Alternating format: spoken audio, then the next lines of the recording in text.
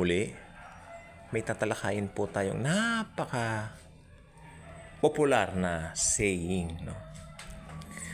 Okay, kumanda na po kayo. Totoo po ba na kapag wala ka raw ulo sa picture o dun sa larawan na kinunan, may mangyayaring masama sa'yo? O sabi nila, mamamatay or something. Yung mga pamahiin na yan, I believe itong kasabihang ito ang talagang nakita kong popular. Hindi lang po rito sa bansa natin, maging sa ibang bansa rin po. Parang they see everything in the basis of spiritual realm. Na like, you know what, we had an experience 8 years ago dito po sa Baguio. Umakyat po kami sa Baguio. Alam po ba ninyo yung White House? Yung White House na pinag-shootingan nila Gabby Concepcion ng kanilang pelikula during that time. Pumunta po kami doon and my aunt using her cellphone, syempre gandang-ganda, impress na impress kami doon sa itsura ng bahay. Picture-picture kami.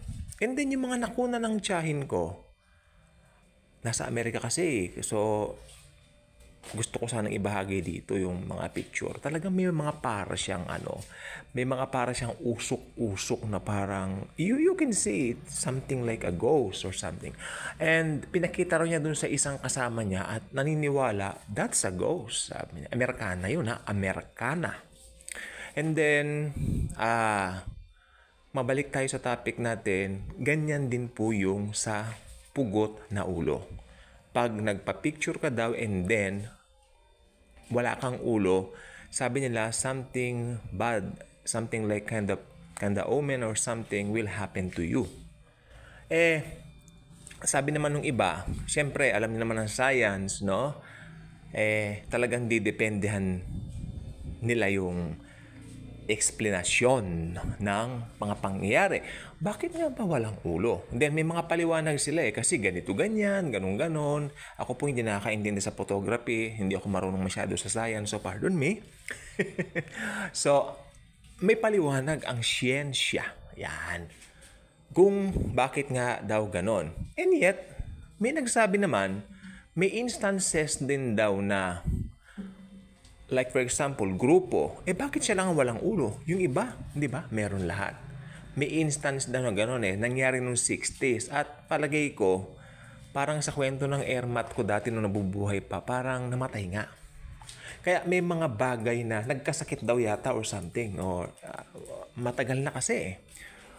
May mga kwento, pero ito I believe this belief or kasabihan na natin, po, ito ang pinaka-widely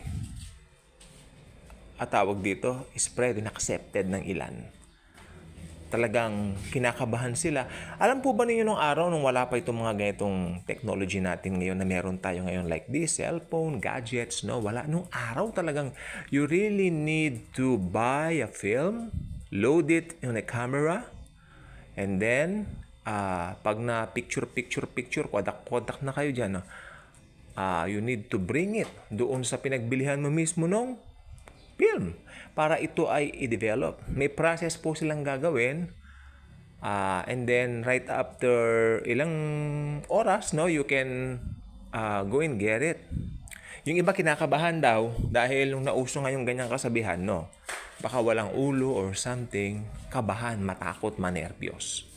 At yung iba nga po nangyayari nga po daw, balita na may mga walang ulo sa picture. Pero dito kasi sa digital natin ngayon, bibihira na akong makarinig. Diba? Pero yung nangyari po dyan sa Diplomat, lang yun, 2015 lang yun.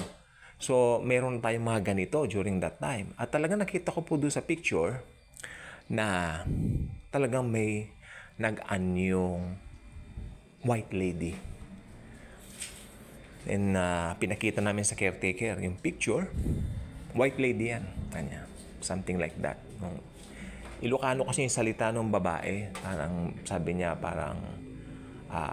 sa Ilocano dun sa ini-interpret lang sa amin na hindi nga rin daw sila masyado rin sa taas kasi parang kinakabahan din daw sila. No? Tapos sa Diplomat Hotel naman po, thankful ako dahil Wala po ako na-experience doon. Tuwan-tuwa nga po ako doon sa place, no? Pero na-experience na wala po. Pero dito po sa medyo iba ang pakiramdam ko dito sa White House na ito. Pero ngayon daw po, hindi ko lang po sure, no? Converted na raw yata itong White House into a restaurant, which is good. And kung may time, gusto rin naming mamasyal dyan at kumain kami doon. 'Di ba? Maganda po 'yan. At least, 'di ba? Yung mga dating kinatatakutan. Ngayon ako convert na into something na pwedeng maging pasyalan, no?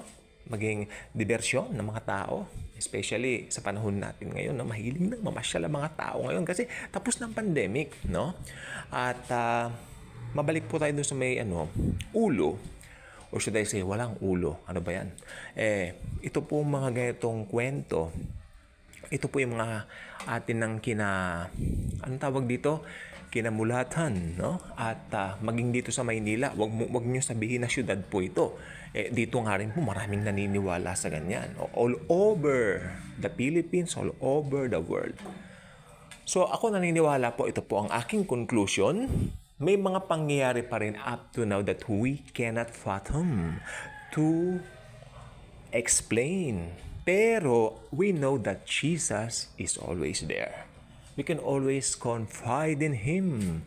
We can always say, Jesus, take control of my life. Take control of everything. I surrender my whole life to you. I know you will never ever forsake me. Kahit na ano pa yung mga pugot ulo na yan and all that, I believe because of the power of your blood, ako po ay protektado. So, ayan. Pag ganun po ang ating mindset, we know na may protection tayo. Kasi ang evil spirits, which is, yan po ang kumbaga foundation po yan ng mga pugot na ulo. Alam po ba ninyo, doon po sa lumang bahay na tinirahan po ng daddy namin while he was growing, no? Ang sabi niya, tuwing gabi raw, may nalilinig siyang parang kadena. Alam niyo yung kadena? Parang naglalakad na may kadena, tapos may hinihilang ataol.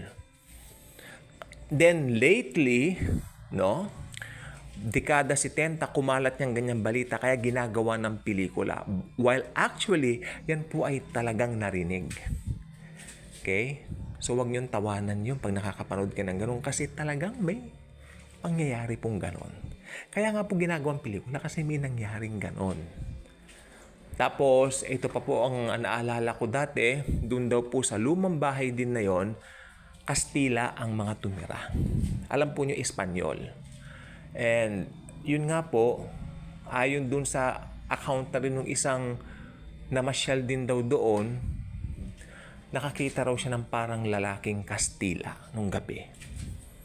So, pero naging Kristiyano ako, sabi ko, oops, sandali lang. Foul play yan. Gusto kong sabihin sa kanila kasi ginagaya na lang niya yung Kastila para papagmukain na siya yung Kastila. Pero actually, evil spirits po yun.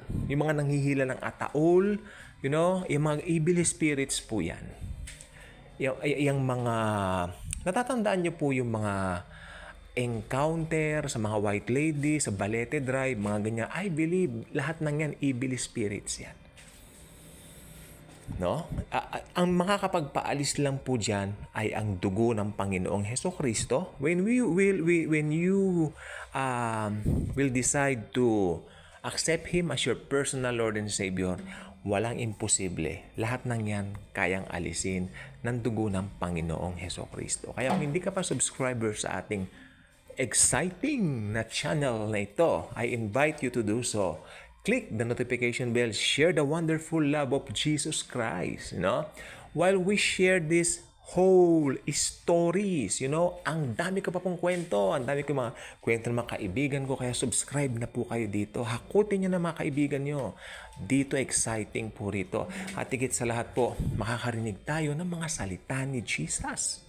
Paano natin lalabanan ng evil? Kumbaga, ituring natin itong channel na ito na nandyan yung mga kontrabida. Yan. Kontrabida yung mga satanas, demonyo, aswang, and all that, Pero nandyan ang dugo ni Jesus. His blood is very powerful. Kaya walang impossible sa Kanya. Thank you, and Jesus truly loves us all. Subscribe na po, please. Thank you.